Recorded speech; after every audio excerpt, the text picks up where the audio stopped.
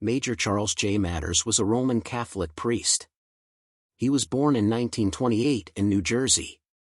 He was ordained as a priest in 1953 and served in several different New Jersey towns.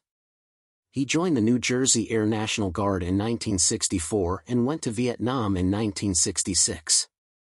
During his first tour he was awarded the Air Medal and a Bronze Star for Valor after administering last rites to a fatally wounded man while under heavy enemy fire. After this he extended his tour and decided to stay in Vietnam. On November 19, 1967 on Hill 875, near Dak To, Con Tum Province, Republic of Vietnam, the following happened, reading from his Medal of Honor citation. For conspicuous gallantry and intrepidity in action at the risk of his life above and beyond the call of duty. Chaplain Waters distinguished himself during an assault in the vicinity of Dak To.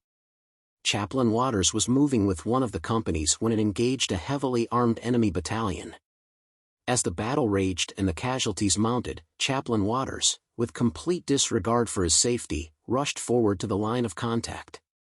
Unarmed and completely exposed, he moved among, as well as in front of, the advancing troops, giving aid to the wounded, assisting in their evacuation, giving words of encouragement, and administering the last rites to the dying.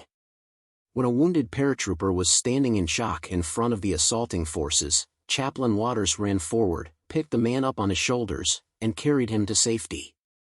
As the troopers battled to the first enemy entrenchment, Chaplain Waters ran through the intense enemy fire to the front of the entrenchment to aid a fallen comrade.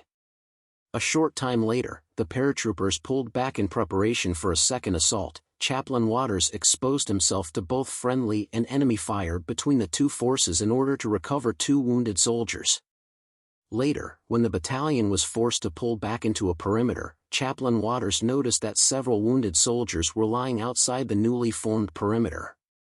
Without hesitation and ignoring attempts to restrain him, Chaplain Waters left the perimeter 3 times in the face of small arms, automatic weapons, and mortar fire to carry and to assist the injured troopers to safety. Satisfied that all of the wounded were inside the perimeter, he began aiding the medics, applying field bandages to open wounds, obtaining and serving food and water, giving spiritual and mental strength and comfort.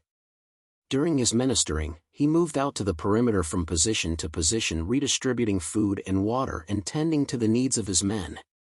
Chaplain Waters was giving aid to the wounded when he himself was mortally wounded. Chaplain Waters' unyielding perseverance and selfless devotion to his comrades was in keeping with the highest traditions of the U.S. Army. Chaplain Charles did all this without a gun and with love in his heart. He chose to go to hell on earth, and help the young men through their struggle. Some of them may have been drafted and did not want to be there at all. He wanted to provide comfort, to make sure if you died you did not die alone, and if you could be saved he would do his utmost to make sure that happened. It is rare when someone truly embodies their faith and values. Chaplain Charles is certainly a good example of that.